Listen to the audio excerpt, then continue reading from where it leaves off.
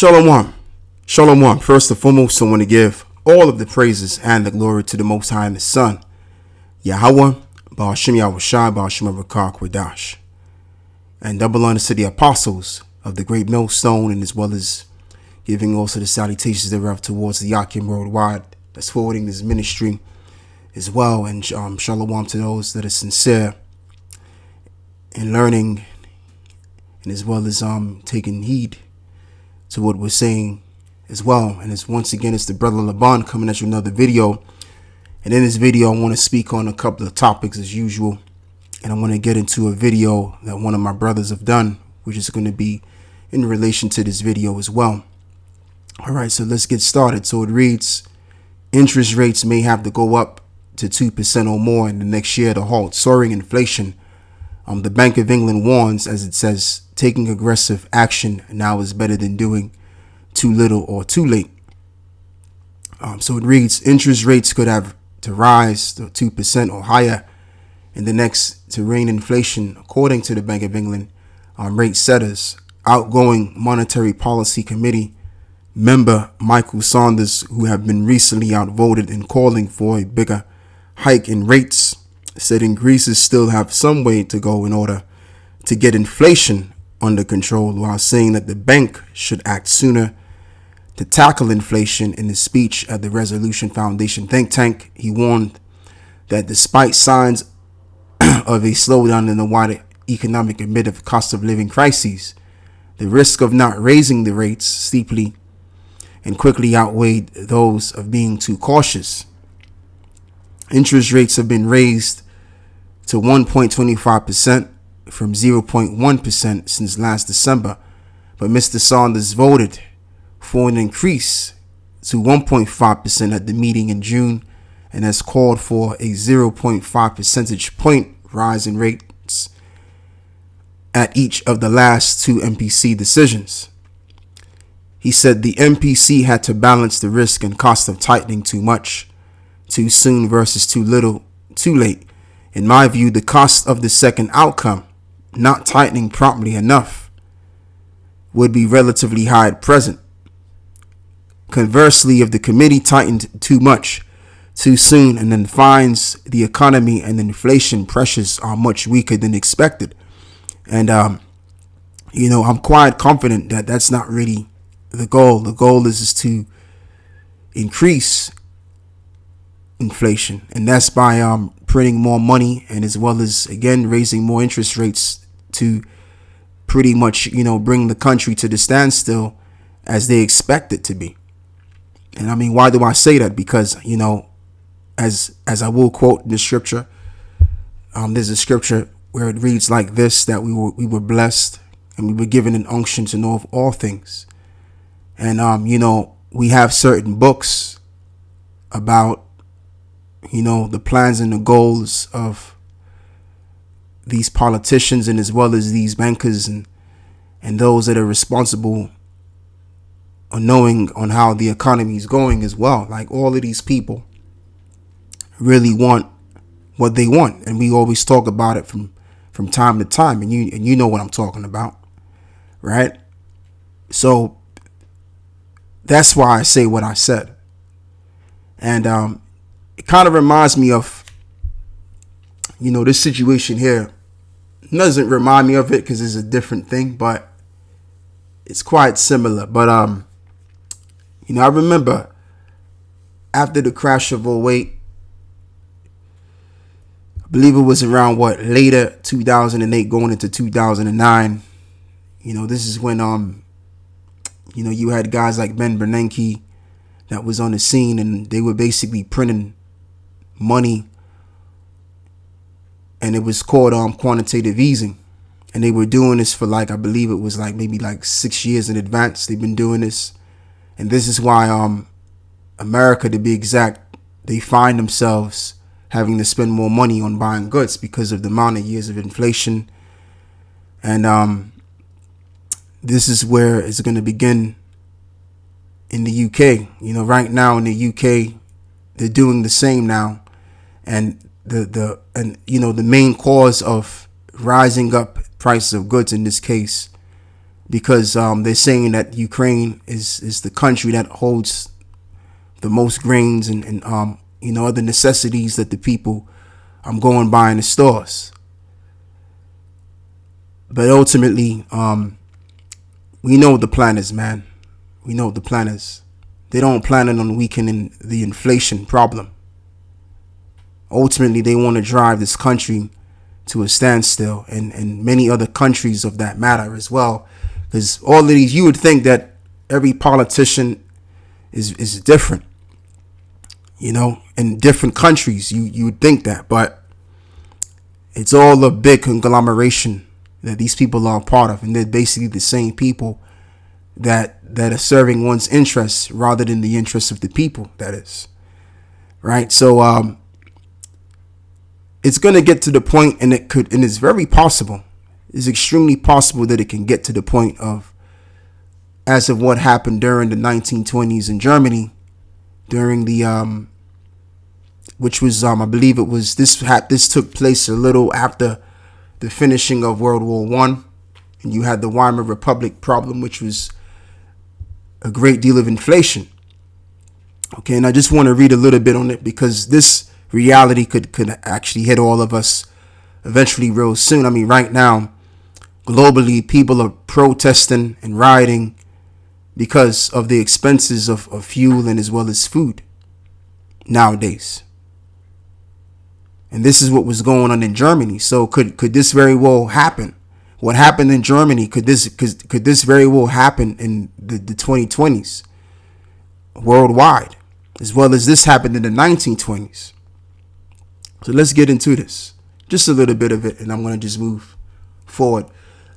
So the raw and inflation during these immediate post-war years, the value of the mark steadily deteriorated, and this was due to a number of factors, among them reparation payments, the flight of the German capital abroad, obstacles to the revival of the German foreign trade, and a consequent adverse balance of payments. Faced with budgetary deficits, the German government followed a practice already begun during the war, issuing more money to meet its expenses.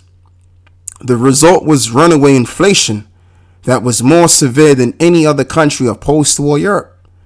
And this process was well underway in 22, when the exchange rates of the mark to the dollar pre-1914 relation,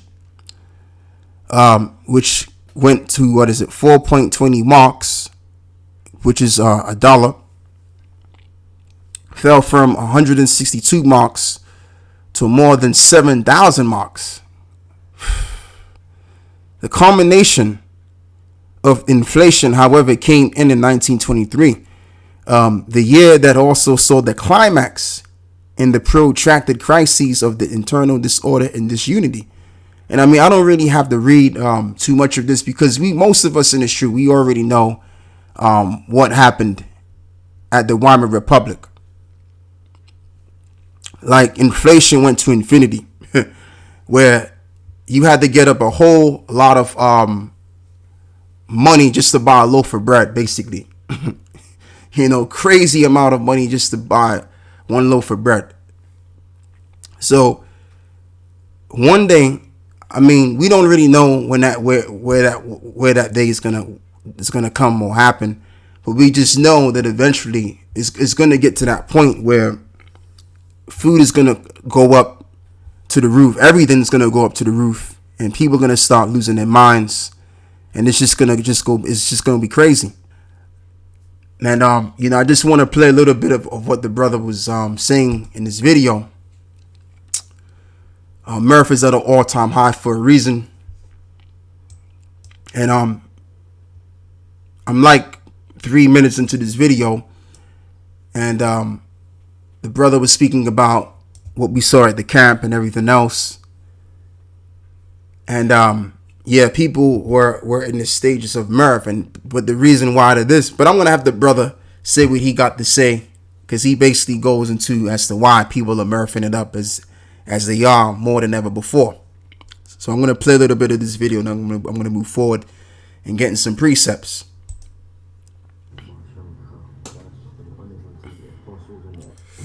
practice mode. And they know that shit is very wrong, but they just do it so that they don't have to deal with their reality. That's right. Okay, but it's coming a time where And hopefully you can hear the video too. Let me turn this up so you can hear it. straight no chaser, like type of mode that you can't deny what's going on. Okay, so what it says here in the book of Isaiah 24 and 7, the new wine moment, divine language and all the merry God of the mirth of tabret season, the noise of them that rejoice ended, the joy of harp season. And that's really the thing. And I mean, you probably can't really hear what he's saying because, like, when I play the video on my PC, you can't really hear it, so it's low anyway. But you know, being that the brother's outside and it's kind of windy, you can't really hear what he's saying, highly likely. But the brother was basically going into how people are mirthing it up because people don't really want to look at the reality as to what's going on in the world, and they want to basically just duck their head in the sand, pretty much, as you've said. So that's the reason why that is. And I just got a scripture for that, and I just want to read, and I just want to just elaborate on that point because that's the truth. The truth of the matter is that when you see people out and about looking like they're having a good jolly old time, they're not. Chances are they're not having a good time. They're just mirthing it up because they know that their world is coming to an end. So I just want to read the book of Proverbs 14 verse 13. Even in laughter the heart is sorrowful, and the end of that mirth is heaviness. And that's just what it is. So again, you know, just because someone is laughing and enjoying themselves as it looks like, you don't know what they're going through to have a laugh though. They're doing it because they don't really want to deal with the reality as to what's going on, and they're thinking about it, and it's like they start laughing it out because that's the only thing that they can do to make themselves feel better. And that's where we're at right now with the people out here. The people, especially down here in the UK, they're in this mirth spirit, man, than ever before, because they know, as I've said and I'll say it again, that their world is gradually coming down, and they know it. The people down here in the UK, they know that their world is coming to an end, especially these Edomites. They very well know this. And I just want to read something else, something that applied to us first, but this can apply even for now. So anyway, this is Jeremiah 25 verse 10. Moreover, I will take from them the voice of mirth and the voice of gladness, the voice of the bridegroom of getting married, and the voice of the bride and the sound of the millstone. In other words, jobs and the light of the candle. So as I've said, the Lord was basically speaking unto the children of Israel that we were going to be conquered and brought before desolation. So this applies to Esau now, where they're going to be also brought to desolation. And it's just a gradual process. They see that the gradual lead up to the inevitable. And the inevitable is what we always talk about. The end of this world, which will entail the destruction, which will entail the Lord's return, and which will entail us coming into the power seat. All right. Now, I don't know how many people know this all around the world, but you know, I would beg to believe a reasonable amount of people are aware of this, because a reasonable amount of people worldwide know about the Hebrew Israelites, and people know what we're talking about. People have watched our videos; they know what we stand for, and everything else, right? But whether people know it or not, that's what's going to happen. This society is going to end. The rulership of the so-called white man is going to come down, and eventually Jacob is going to be next in line to receive the power, and as well as it will be their turn to rejoice once again. One last scripture that I want to read is in the book of Psalm 73. And this is why I also want to bring this out as well. And this is why this reads, I just want to get to the point.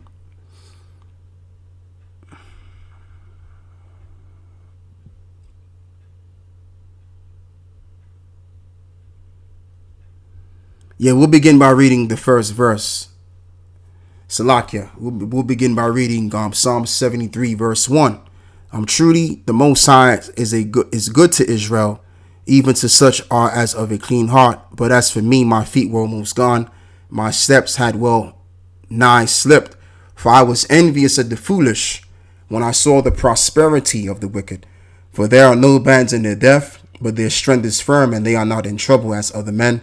And neither are they plagued like other men, and therefore pride compasseth them about as a chain, and violence cover them as a garment, and their eyes stand out with the fatness, and they have more than heart could wish for, and they are corrupt and speak wickedly concerning oppression, and they speak loftily, and they set their mouths against the heavens, and their tongue walk throughout the earth, and therefore his people return hither, and the waters of a full cup are wrung out of them, and they say, how doeth the Most High know? And their knowledge in the Most High is.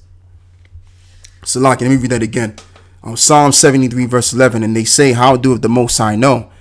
And is there knowledge in the Most High? Behold, these are the ungodly who prosper in the world, and they increase in riches. And verily, I have cleansed my heart in vain, and washed my hands in innocency. For all the day long have I been plagued and chastened every morning.